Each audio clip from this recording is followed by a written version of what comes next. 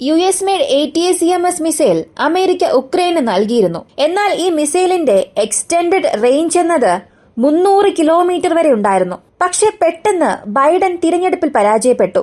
മാത്രവുമല്ല 2 മാസമേ അധികാരം കയ്യിലുണ്ടാവുകയുള്ളൂ. പോകുന്നതിന് മുൻപ് എന്തിനെല്ലാവരെയും സമാധാനമായി പറഞ്ഞയക്കണം, പോകുന്നതിന് മുൻപ് ഒരു വലിയ തീരുമാനം എടുക്കാം എന്ന് ചിന്തിച്ച് പെട്ടെന്ന് 2 ദിവസം മുൻപ് റഷ്യയിൽ ATACMS ഉപയോഗിക്കുന്നതിന് യാതൊരു തടസ്സവും ഇല്ല എന്നും അത് ഉക്രൈന്റെ മാത്രം താൽപര്യമാണെന്നും ഞങ്ങൾ അതിൽ യാതൊരു തടസ്സവും പറയില്ല എന്ന് അമേരിക്ക പറഞ്ഞു. അത് ഉപയോഗിക്കാനുള്ള ഗ്രീൻ സിഗ്നൽ ഞങ്ങൾ നൽകുന്നു എന്നുള്ള ഒരു വലിയ പ്രസ്താവന നടത്തി. പിന്നീട് ഈ ഒരു പ്രസ്താവന വലിയ ചർച്ചയായി മാറി. അതിനേക്കാൾ മറ്റൊരു പ്രധാനപ്പെട്ട കാര്യം, ഉക്രൈൻ അമേരിക്കൻ മെയ്ഡ് ATACMS റഷ്യയിൽ ഉപയോഗിച്ചു. ബ്രയാൻസ് മേഖലയിലെ ആയുധ ഡെപ്പോയിൽ ആക്രമിച്ചതായി പറഞ്ഞു. ഇതിന് മറുപടി എന്നവണ്ണം റഷ്യ അവരുടെ ന്യൂക്ലിയർ ഡോക്ട്രൈനിൽ വീണ്ടും ഒരു വലിയ മാറ്റം കൊണ്ടുവന്നു. അതിന് പുടിനിൽ നിന്നും അംഗീകാരം ലഭിച്ചിട്ടുണ്ട്.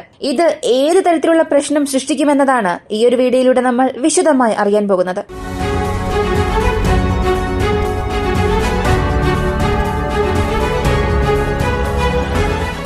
ATACMS ഇത് അമേരിക്കയുടെ ഹൈമാസിനേക്കാളും ഹൈ മൊബിലിറ്റി ആർട്ടിലറി സിസ്റ്റം, ഇതിനേക്കാൾ വളരെ ശക്തമായ ഒരു മിസൈൽ സംവിധാനമാണ്. പ്രത്യേകിച്ചും കൂടുതൽ സൈനികർ ഉള്ളിടത്ത്. സൈനികരുടെ ശ്രദ്ധ കൂടുതലായും എവിടെയാണോ ഉള്ളത്, ബങ്കേഴ്സ് ഒഴികെ മറ്റേതെങ്കിലും കോൺക്രീറ്റ് കൊണ്ട് നിർമ്മിച്ച ടാർഗറ്റ്സ് ഉൾപ്പെടെ എല്ലാത്തിനെയും നശിപ്പിക്കാൻ കഴിവുള്ള ഒരായുധമാണ്. പ്രധാനമായും വ്യോമതാവളങ്ങളെ തകർക്കാനുള്ള ഒരായുധം. ഉക്രൈനെ സംബന്ധിച്ച് ആരംഭത്തിൽ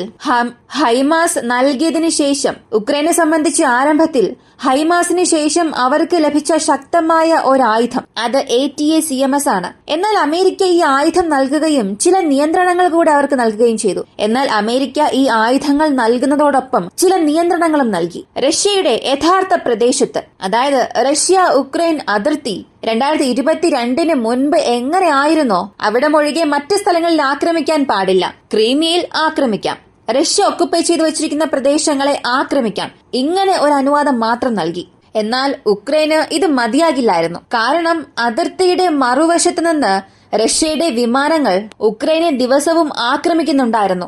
എനിക്ക് ഒരായുധം നൽകുകയും അത് ഉപയോഗിക്കാൻ കഴിയാത്ത വിധം എന്റെ കൈകളെ ബന്ധിച്ചുവെന്ന് എത്രയോ തവണ അമേരിക്കയോട് ഉക്രൈൻ അവരുടെ ആവശ്യം ഉന്നയിച്ചു. അങ്ങനെ ഒരു അനുവാദം നൽകാനും അമേരിക്ക ഒരിക്കലും തയ്യാറായില്ല.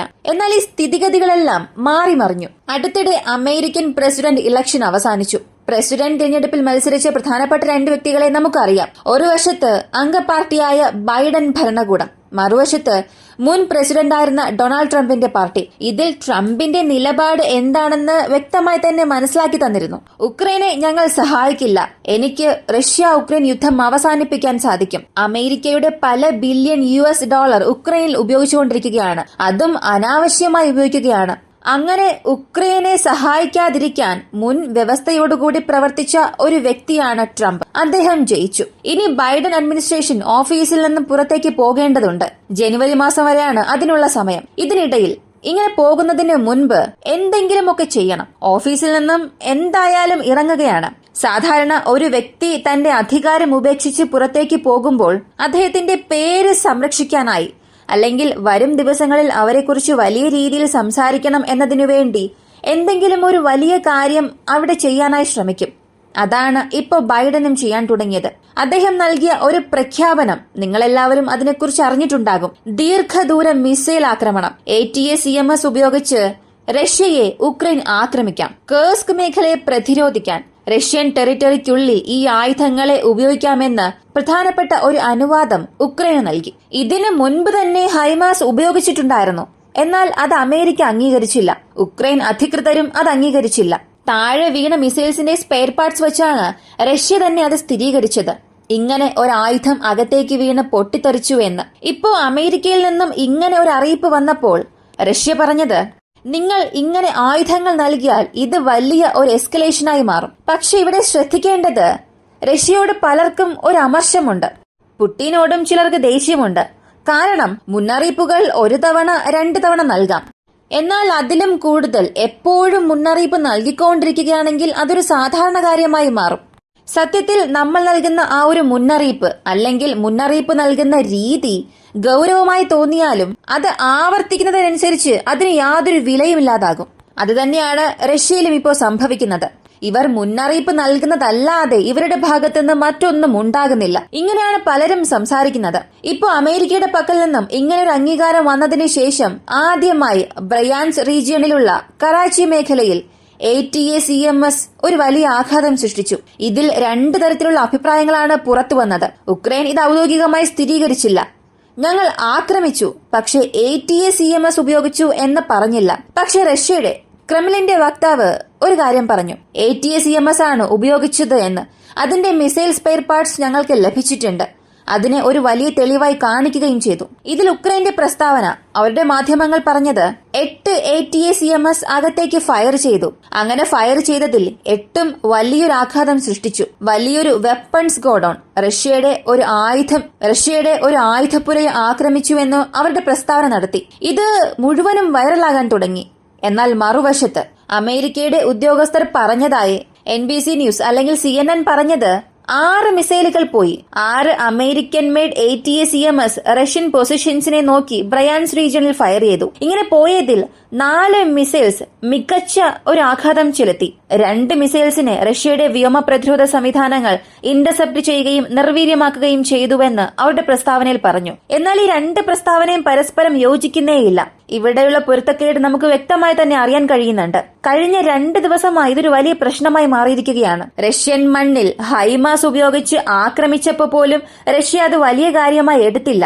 എന്നാൽ ഇപ്പോ ഇവർ ചെയ്ത ഈ ഒരു ആക്രമണത്തിലൂടെ റഷ്യ അവരുടെ ന്യൂക്ലിയർ ഡോക്ട്രൈനിൽ ഒരു വലിയ മാറ്റം തന്നെ വരുത്തി. നമ്മൾ ഇതിനകം ഒരു വീഡിയോയിൽ അറിഞ്ഞതാണ് റഷ്യയുടെ ന്യൂക്ലിയർ ഡോക്ട്രൈൻ എന്താണ്, അതിന് ആരുടെയൊക്കെ അപ്രൂവൽ ആവശ്യമാണ്, അത് സത്യത്തിൽ എങ്ങനെ പ്രവർത്തിക്കും, ഇതെല്ലാം വ്യക്തമായി അറിഞ്ഞതാണ്.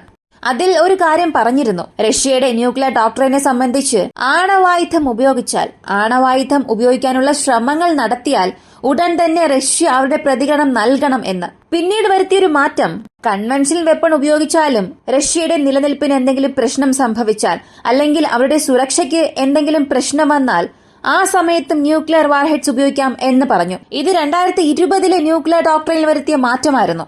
ഇപ്പോ അതിൽ മറ്റൊരു മാറ്റം വരുത്തി. 2024 ഒരു വലിയ മാറ്റം വരുത്തി. പുടിനും അതിന്റെ അംഗീകാരം നൽകി. ഇതിലവർ പറഞ്ഞിരിക്കുന്നത്, കൺവെൻഷണൽ വെപ്പൺ ഉപയോഗിച്ച് ഒരു ആഘാതം സൃഷ്ടിക്കുന്നതുവരെയും ഞങ്ങൾ കാത്തിരിക്കണം എന്ന ആവശ്യമില്ല.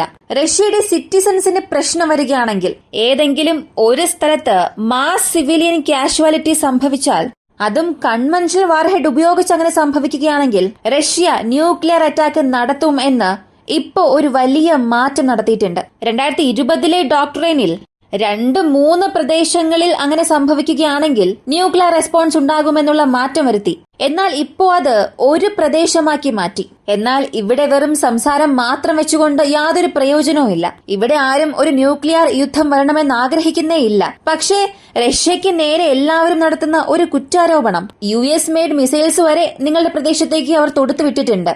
അപ്പോ ഇതിന് നിങ്ങളുടെ പ്രതികരണം എന്താണ് എന്നാണ്. ഇത് ഒരു വലിയ ചോദ്യമായി തന്നെ മാറിയിരിക്കുന്നു. നമ്മളും അതാണ് ചോദിക്കുന്നത്. റഷ്യ ഇതിന് എങ്ങനെ പ്രതികരിക്കാൻ പോകുന്നു? ഇതിനിടയിൽ എസ്തോണിയയിൽ നിന്നും ഒരു അറിയിപ്പ് വന്നു. എന്തിനാണ് നിങ്ങൾ വെറുതെ ആയുധങ്ങൾ നൽകിക്കൊണ്ടിരിക്കുന്നത്? ആയുധങ്ങൾ മാത്രം നൽകിയാൽ പറ്റില്ല. ആയുധങ്ങളോടൊപ്പം തന്നെ നാറ്റോ സൈനികരെയും അകത്തേക്ക് അയക്കുക.